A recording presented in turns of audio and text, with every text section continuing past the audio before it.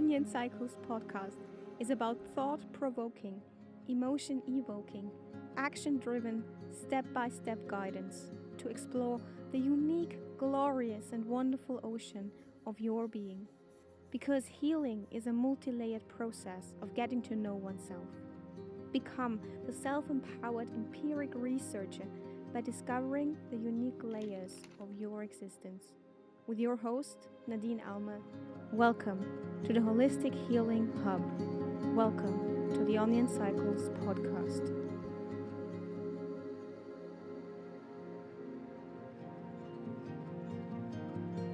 Hello and a warm welcome to all of you, my beloved fellow healing onions. I hope you're well. I hope life treats you well.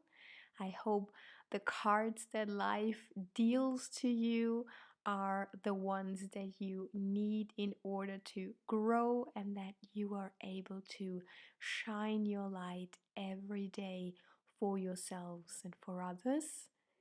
Welcome back to this podcast. I am humbled and honored that you decided to give me some of your life force, your energy, your attention, and your time.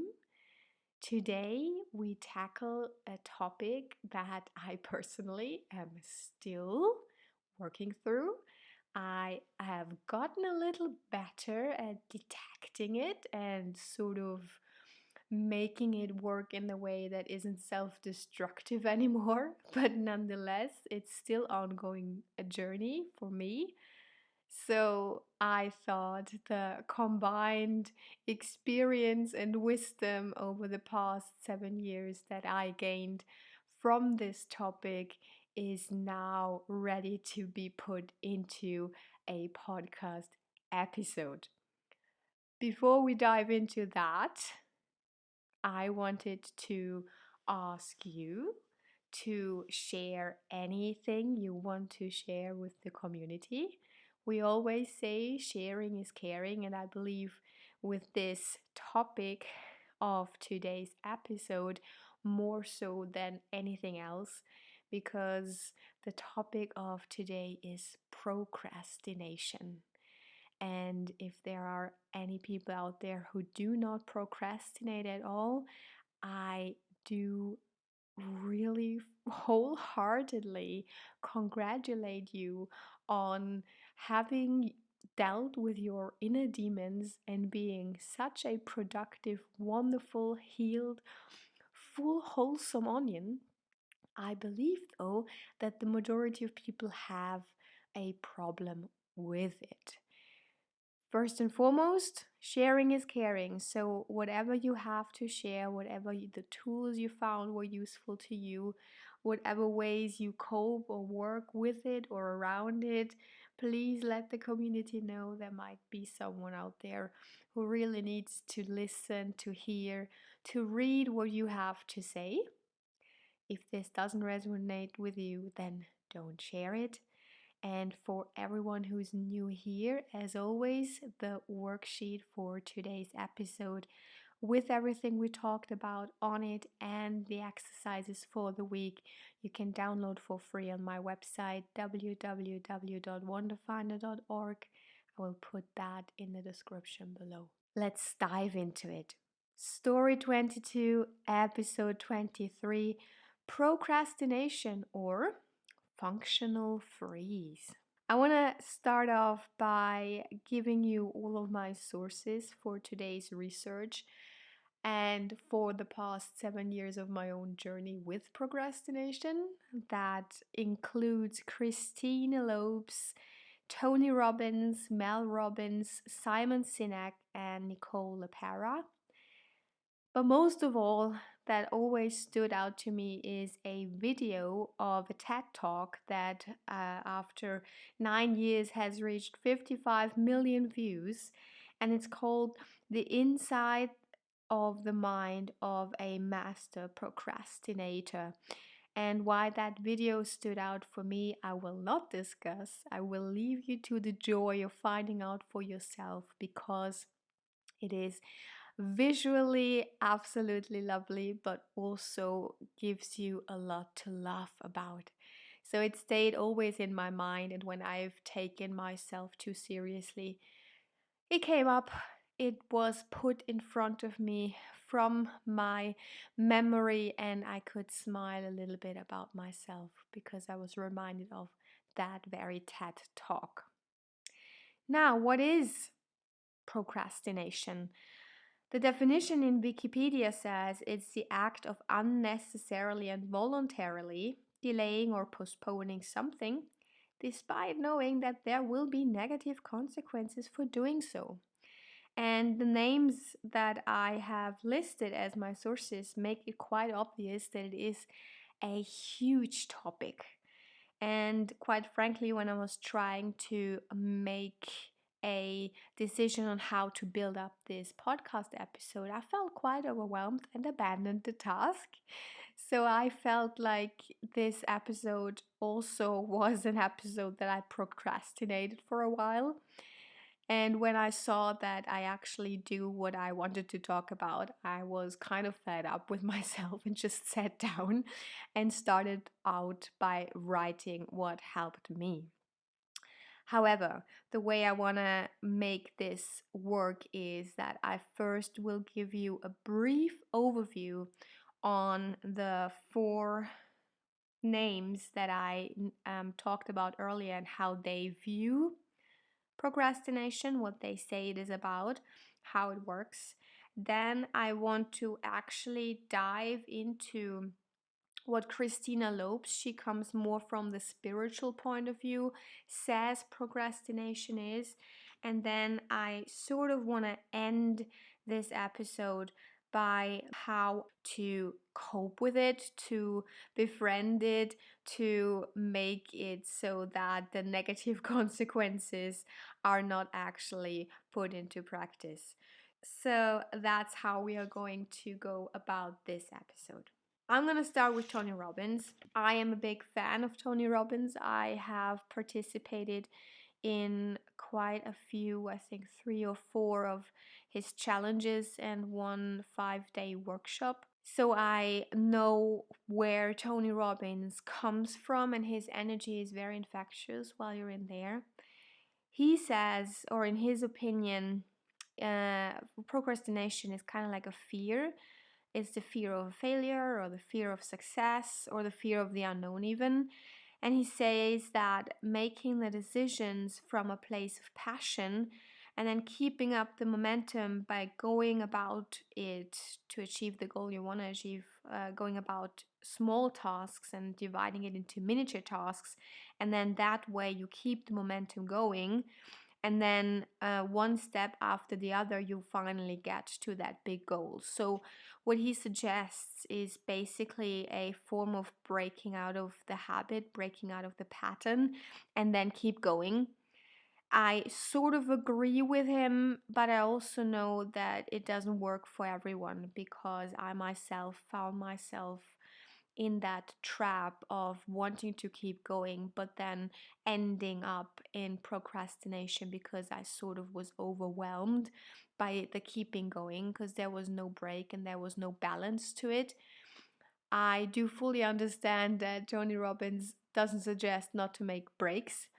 However, there are some people out there who are overachieving, people pleasing perfectionists, and I would count myself to those.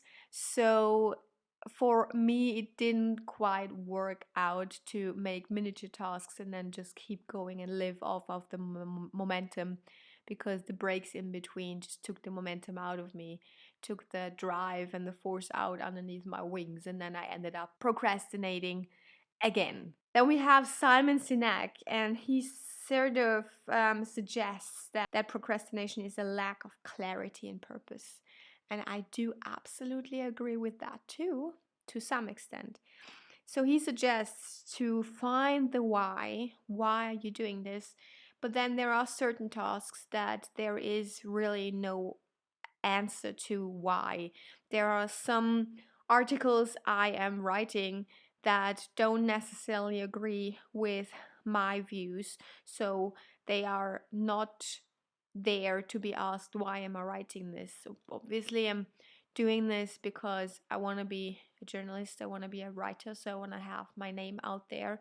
Also, I get paid for it. So the why would probably be to pay my bills. But to me personally, I don't know how you can relate to this, but just paying my bills or trying to pay my bills or earning money to pay my bills isn't a good enough reason to keep going, which might sound straight and like a paradox, but that's really not the why I'm striving for. So that finding the why doesn't always get me to do a task, even though he suggests that it is. If you answer the why, then the lack of purpose has been diminished and you know why you need to do it.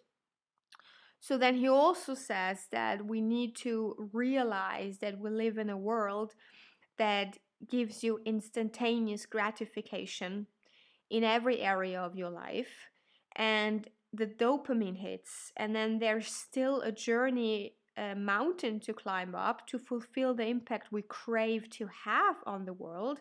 And we don't ask for help, we don't increase deeper relationships with others, we mask ourselves, we are not authentic, we have a lot to look at if we really want to get to the deeper root of why procrastination is such a big thing. And personally, and more on an individual basis, patience, love, and finding the joy of life is the other side of the coin that will get you into a state where procrastination might not apply so intensely anymore.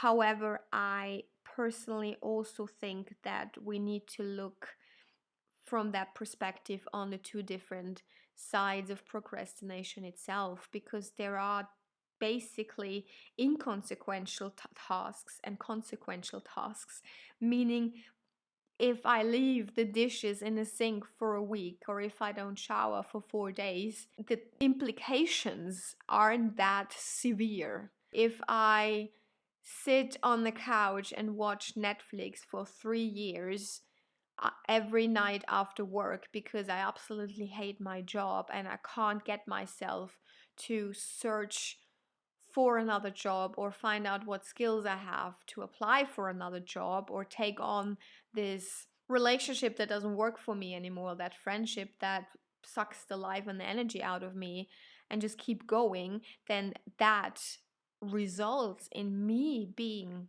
a very sad, very unhappy, and very depressed human being. So the consequences are intense if we decide to not act upon it and just not question ourselves and just remain in that rat race of, right, I'm gonna accept that friendship, I'm gonna keep going with that relationship, I'm gonna stay at my job because it is too much of a bother and I just can't get myself up to change something. What I found beneficial about Simon Sinek is the depth or the objective look onto the problem as being something that is born out of civilization as we know it, out of the instant gratification, out of the wanting to have an impact but not wanting to take the journey up to the mountain, about not having enough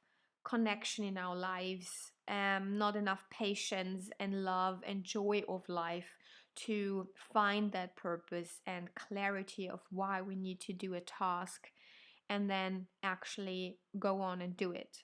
Nicole Lepera says that procrastination is a coping mechanism to avoid uncomfortable feelings and situations. I found that her approach also makes sense, as all of the other approaches so far have made sense, but all of them also haven't brought some sort of one shoe fits all solution to it. And I believe that is basically because procrastination, like everything else in life, is very individual. Yes, there are some things that make sense that can be applied to all of us, that is sort of like okay, we have a fear of failure, or we are self-sabotaging, we have a fear of success, we have a fear of the unknown, we don't have clarity, we don't have purpose. Yes, there are like this overthrow blanket of sentences that might explain where it comes from, but underneath that lies something that self development and psychological views don't really cover. And I believe Mel Robbins comes a little bit closer to the essence, because she says it's a learned behavior, so it's a habit, and it's not a character flaw. So it's a form of stress relief, meaning that we're stressed out about not doing something. So we're not only stressed about not doing it, we're also stressed because we are not doing it. So we are sort of stressed about ourselves at that point, which then leads to the avoidance behavior that is like a coping mechanism. Like, we're still able to do stuff like scrolling and watching Netflix, or doing some menial task that has nothing to do with what we actually should do, like cleaning the house or whatever. And then that coping mechanism brings us stress relief, and then we rinse and repeat this. So she, to me, comes very close to the actual problem at hand, which is the inner process that starts happening. And I wouldn't say that it is just a habit. I totally agree that it's not a character flaw, because all too often people who procrastinate feel like they are lazy or undisciplined or unable to manage their time. And that is absolutely not true. That what we're doing is we try to self preserve and self protect. So, in a way, it all comes down to a trauma response that triggers when we are confronted with very consequential choices and actions towards an unknown territory. So, what happens is the habit that Mel Robbins says we form is a self preservation act, a self protection act, because our nervous system gets into overdrive. Suddenly, we have a dysregulated nervous system, and all of us deal with that in a different way. I'm slightly getting ahead of myself, because what I want to put first before I go into the nervous system is say that our nervous system is hardwired for comfort and safety, and always, because of the brain, we talked about that, the brain always chooses the known pain over the unknown possible pleasure. It will always choose instant gratification over the second kind of gratification, that is the joy we get when we actually finish the task or finish the project or do what we set out to do. So, what makes us or our spirit or our soul hardwired is growth. So there's this contradiction that plays into all of that, meaning that as soon as we have this coping mechanism, as soon as we, or even earlier, as soon as we don't know how to deal with stress unless we go online and swipe and scroll, or we go outside and drink and do drugs or party, as soon as we never learn how to really feel stress and deal with stress in a healthy way, that then becomes our habit and our stress relief, and that then leads to procrastination. I myself have, oh my goodness, I have bashed myself up. I have really made myself feel so bad about myself all the time when I procrastinated, because I never knew that procrastination could also be called functional freeze response. I always thought that upon impending doom, you either fight or you flight. So, similar to nature, when you see a cheetah and it's hunting after an impala, sometimes the impala just sort of gives up, or that's how it looks if you watch animal discovery channels.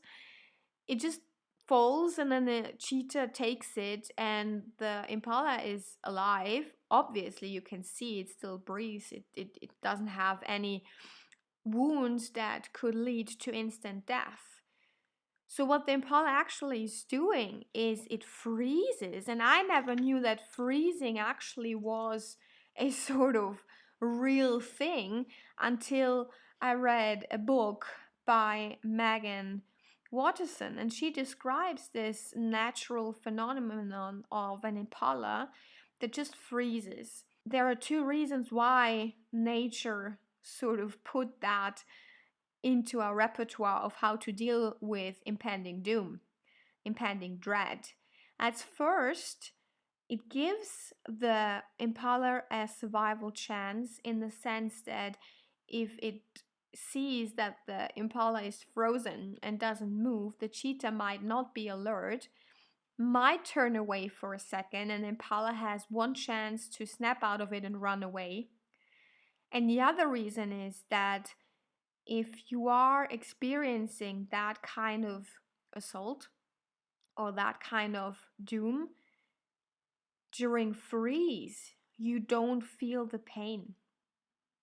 You sort of leave the body behind before death, and that is actually what I myself find to come closest in explaining to a non-procrastinator why I am procrastinating. I'm still fully able to swipe for 3-4 hours through social media and look at videos of people and self growth or cute dogs or whatever. However, I'm not able to deal with life. And what I'm doing in that moment is I'm sort of being totally numb. There's literally nothing going on in my brain. So it gives me a release, a stress relief, a self protection from feeling like I'm losing control, like I'm a loser, like I am lazy, like I am undisciplined, like I am everything I thought I was or was conditioned to think I am. No matter how many YouTube videos I then watch asking how to beat procrastination or what to do about procrastination, someone explaining to me that I just have to put micro tasks in or that I just have to make the momentum work for me, that doesn't get the death situation out of my system. That doesn't make the impending doom go away. So, in essence, Mel Robbins is right, and Tony Robbins is right, and Simon Sinek is right. Every one of them has some part of the truth. But what happens really is the the safety security net of our body, of our nervous system in overdrive, going into functional freeze response, because that's what our brain and our body thinks we need right now in order to survive. And once we understand that, there's an actual chance to look at procrastination and going about befriending procrastination, befriending, cooperating with it from a whole new perspective. Because then you have a step by step guide on how to get out of that freeze response. Because now you know that the freeze response means, all right, my nervous system is in override. I need to calm my nervous system. And the first thing you have to do to calm your nervous system is ground yourself. Come back into your body. That means, in other words, that you both abandon to think that you actually need to do the task that you're avoiding. And secondly, you need to actually step out and snap out of what you're doing to cope with not doing the task at hand. The really intense and really action driven part of cooperating with your procrastination really is to snap out of it and abandon everything and surprise your brain with, hey, we're doing something completely different now. We're not doing what we think we need to do and avoid. And we're not doing what we're actually doing right now to avoid. We are right now getting up from the sofa or from the bed. We are actually putting some music on, cooking some nice dinner. We are going out for a walk. We're playing with our dog, with our toddler. We're doing something that has nothing to do and that we never did before. So we are breaking the pattern of a habit and not think about what we actually do. And that might seem like a paradox, but in effect, it means that we not only override the program that is ingrained and engraved in our brain and in our system as the habit that we usually do, we are also making the procrastination seem smaller because we just get rid of the problem altogether and quote unquote give up on it. We are distancing ourselves from the person that was lying on the couch or on the sofa or on the bed and functionally freezing to not be able to complete anything. And instead, we're treating ourselves like the best friend that calls us and says, "Oh my goodness, I have this huge deadline. I am in functional freeze. What should I do?" And you're saying to yourself, basically, "Girl, I'm gonna come over, I'm gonna have ice cream, and we're gonna dance and have a good time." That's what you do for yourself. So there is no room for self judgment because you're your own best friend. You have to live with yourself. So take yourself seriously. This really feels like impending doom. This is as real to you as the death is for the impala. So be a proud impala in that moment and say, all right, functional freeze thinks it's going to save me. I'm going to interrupt functional freeze and I'm going to look after myself now.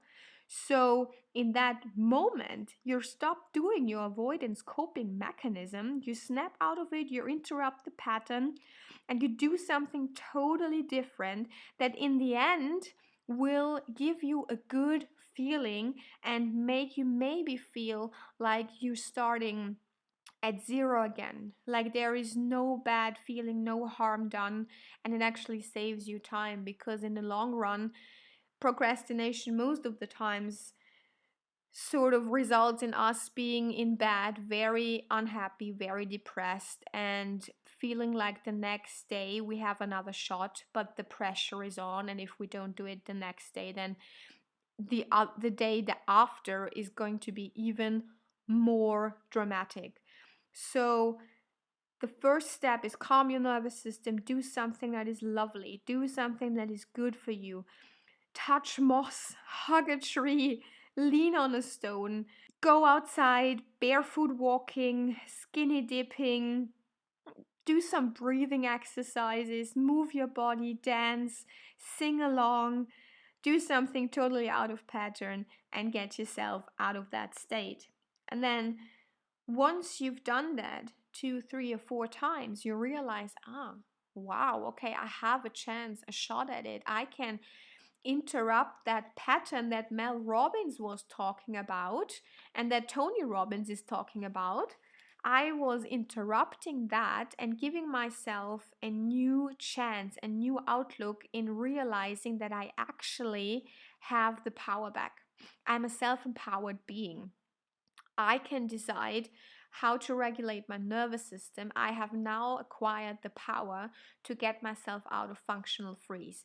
Now, that doesn't mean you're actually going back to do the work when you've exercised this once or twice or 3 times.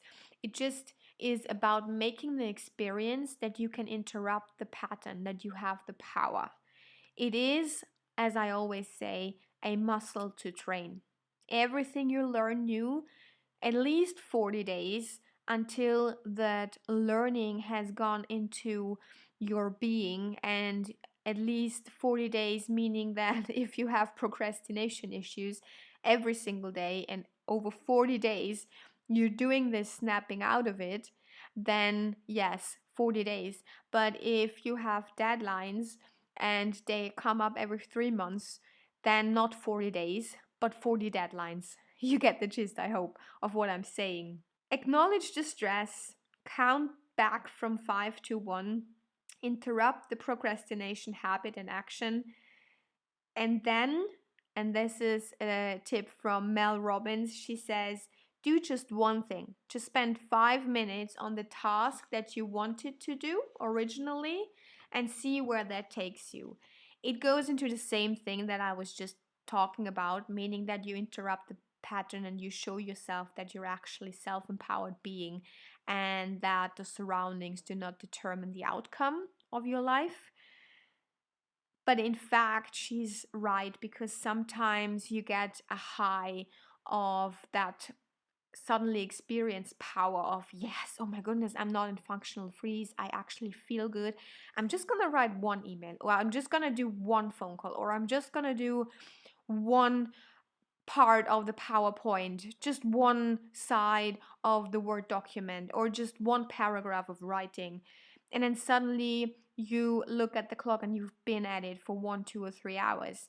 So sometimes that happens for me too. And it is quite a valuable test if you feel up for it to try that out and see if that gets you anywhere at all. However, there is, and now we're getting to the spiritual part of it, and in order to heal the trauma and the so called pain body from which procrastination is a symptom, we need to find the root of the wound. And most often, that can be found in unprocessed emotions.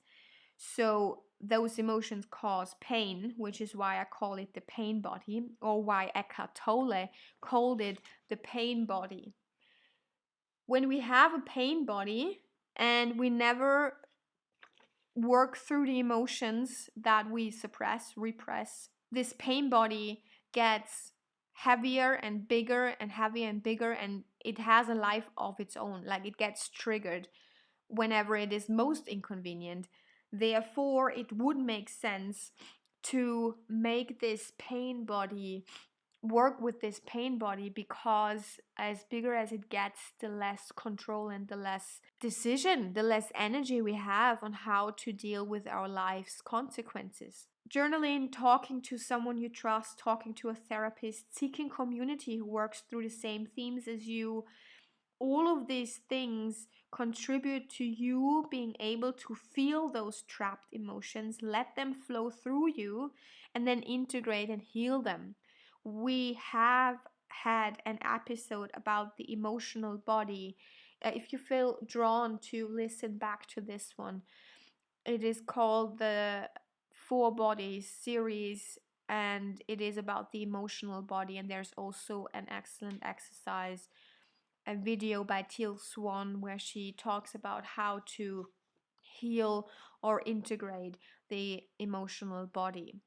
So once you find out that you can actually calm your own nervous system and then snap out of it, out of the functional freeze doom, then you should at some point consider healing that trauma that underlies all of these functional freeze responses. And lastly, you could consider strengthening your solar plexus chakra, because the second thing that spiritually leads to procrastinating is a weak or less energetic solar plexus.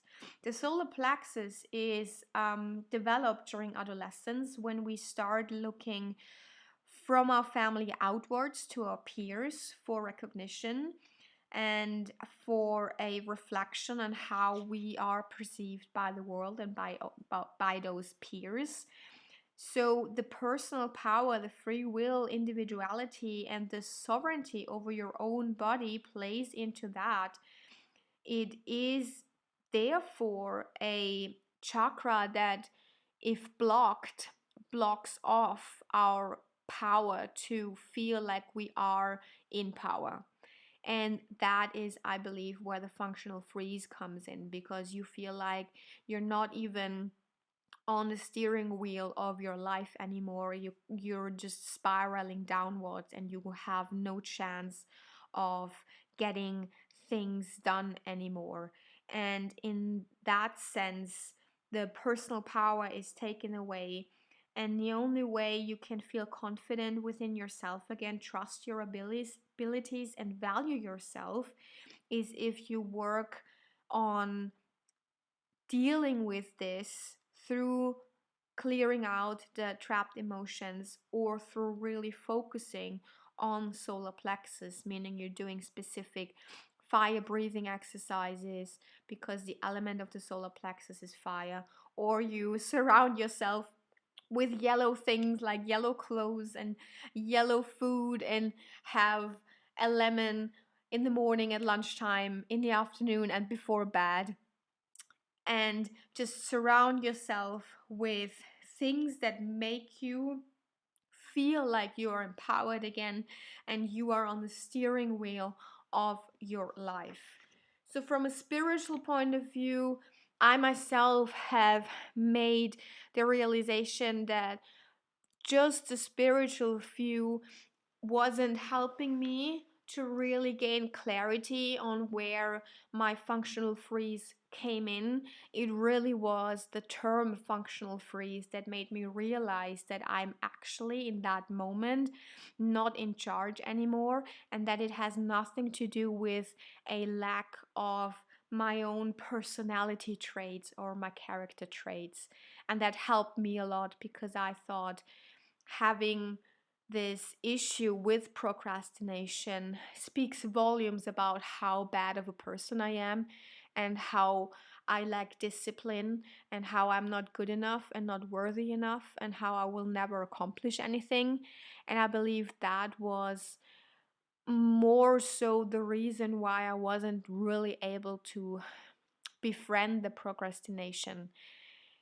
And lastly, I want to point out that I actually wrote a blog article about that same topic that could be found as well on my website www.wonderfinder.org.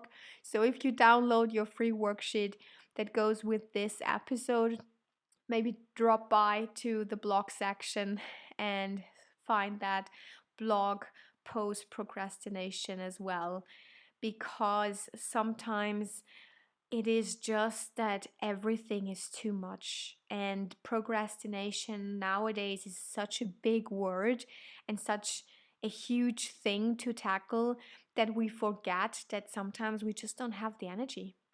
Sometimes it's not even that big of a thing that we put off work, put off a task that was on our daily to-do list or a weekly to-do list, and we didn't get to do it, or we didn't want to do it because we're just tired, because we didn't give ourselves time to process, because we didn't give ourselves time, enough time for ourselves, for our balance, for our meditation, for charging energy rather than giving energy to something else.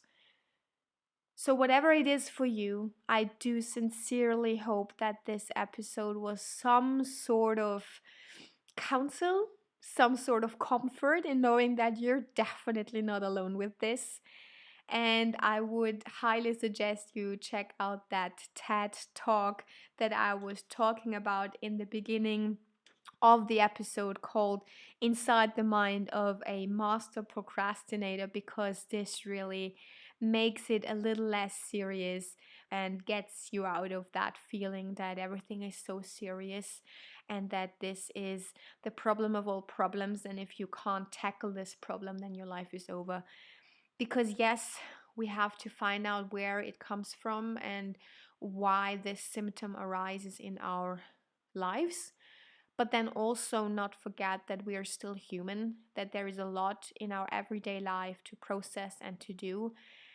There is a lot on a societal level that is there to distract us and that gives their all to keep our attention on it and not let it wander away on our individual fulfilling of dreams and taking steps towards our goals.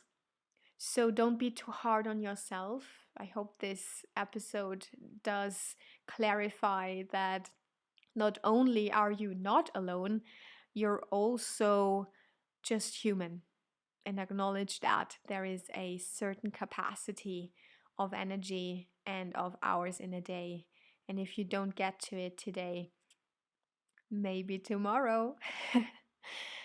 I send you with my heart wide open to you all the love and all the light in the world. I hope you found this episode to be of service to you in some way. Share if you want to share something. Let me know what you think if you want to give me your feedback. And all the best on this world for you. I truly believe in you. I know you will shine your light. I hope you're kind to yourself and kind to others. I love you very much. See you next time, my beloved fellow healing onions.